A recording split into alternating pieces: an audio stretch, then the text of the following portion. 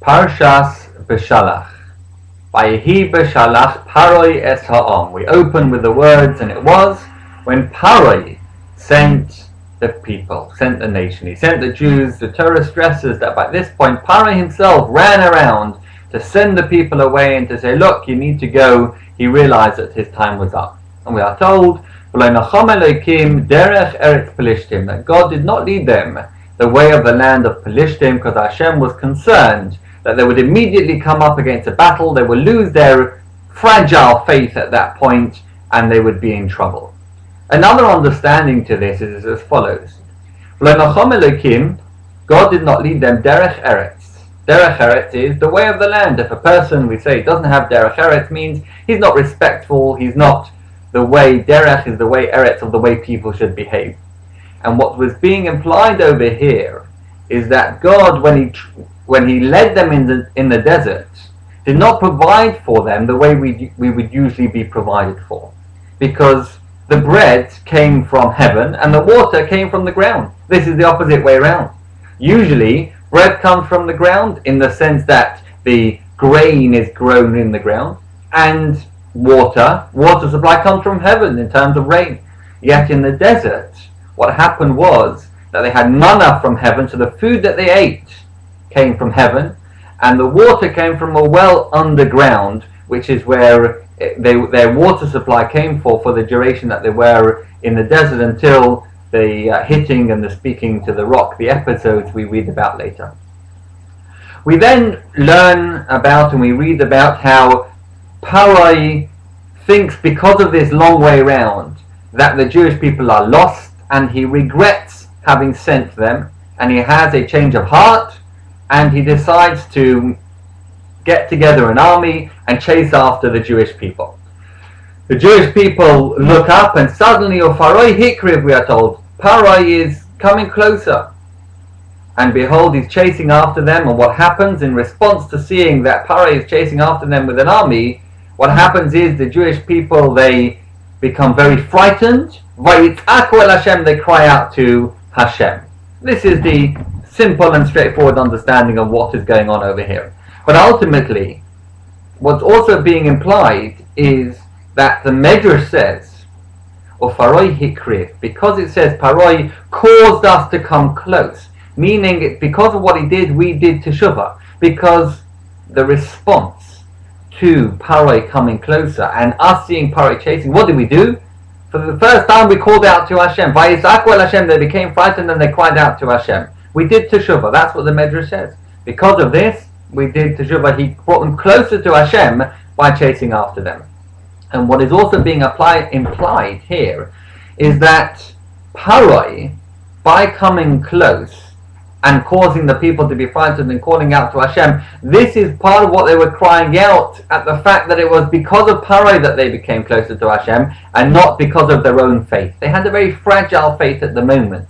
In fact, as we know and we are told, that when they came to the sea and they saw this sea in front of them, there were 4 categories of people, some of whom said, let's daven to Hashem, but another 3 categories said something else. They said, let's go back, or let's fight them, or let's just go into the sea. And so their faith at this moment was very fragile. It's only later, when they saw the open miracle of the splitting of the sea, did they have, by Amin of Hashem, did they absolutely have faith in Hashem. Up until this point, it was fragile, and this is what caused them to cry out. They were still dependent on being frightened of Paroi to call out to Hashem, and it wasn't their instinct at this point to call out to Hashem. Once they call out, Moshe reassures them, and he says to them, don't worry, Hashem yilachem lachem, God will fight for you, va'atem tacharishon, and you will be quiet. And again, what is being implied here, and being referred to here, is that now you have reason to call out to Hashem. Hashem's taken you out of Egypt, and you have a right and a basis to call out to Hashem and say, please save us. You were the one that took us out. You said everything was going to be okay. Save us now from Paroi. Hashem yilachem lachem. God will fight for you. And the Medrash says, not only now, but also forever, in future generations he will fight for you. Meaning, not only when you are deserving of it, then you have a right to call out to Hashem, but also when there is no merit. When you are quiet, when you have no merit to call out to Hashem and say we deserve it when we are undeserving, Hashem is still going to fight for you when we are undeserving. Because forever and ever Hashem is our guardian, and we do it every day. In our prayers we call upon the merits of our forefathers to be able to save us and help us and give us what we need, for Hashem to give us what we need. And that's why we open, for example, the Selichot. We're saying, Lecha Hashem at tzedakah. To you, Hashem is tzedakah. But Lana Boishes Aponim, and to us is embarrassment. We're embarrassed that we come and ask you for things, and truly, if we think about it honestly, we're not always deserving of what we ask Hashem for. But ultimately, Hashem does tzedakah to us. He gives us righteousness and justice to give us not only what we deserve, but also what we're undeserving. And hopefully that will inspire us to be able to do what Hashem wants, and next time deserve the blessings of Hashem. During the course of our traveling in the desert, we are told that Hashem provided, in addition to the clouds that surrounded us, Hashem provided us a cloud of glory, which in the daytime was a cloud that showed the way, and in the nighttime was a pillar of fire to light up the darkness and show the way. And there is a very interesting and fascinating story told to us in the Talmud about Onkelos.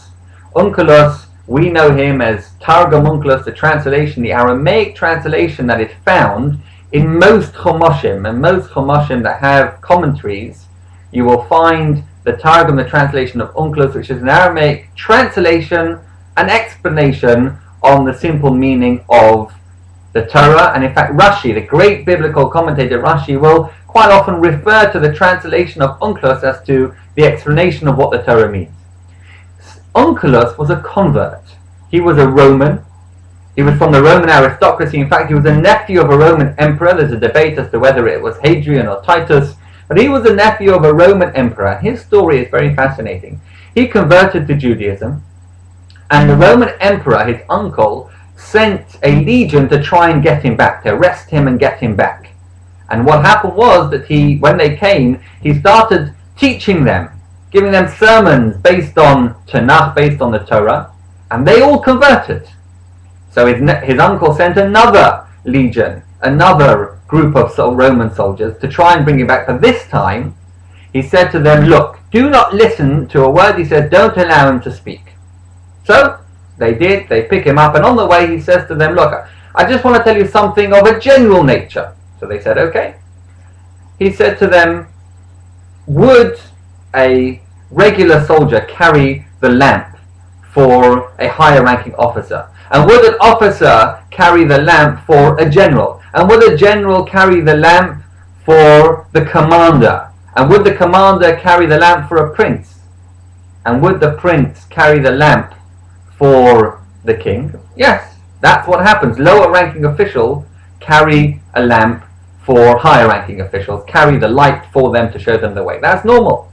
And then he said to them, does the king ever carry the lamp? And they said, no, of course not. He said, well, with God, we have a king who carries the lamp. And he told them about this week's Torah portion that says that God carried the light for the Jewish people by providing a cloud of glory and a cloud of fire at night to carry the lamp. They were so taken by this that they converted as well. He sent a third group, and this time he said, don't allow him to say anything. As he's leaving the house, he touches the mezuzah. And the mezuzah, as he's touching it, he turns around to them and says, what is this? They say, we don't know, you tell us. He says, this is our protection. Normally, a king has guards outside. By us, our king stands guard over us. And they were so taken by this that they converted as well.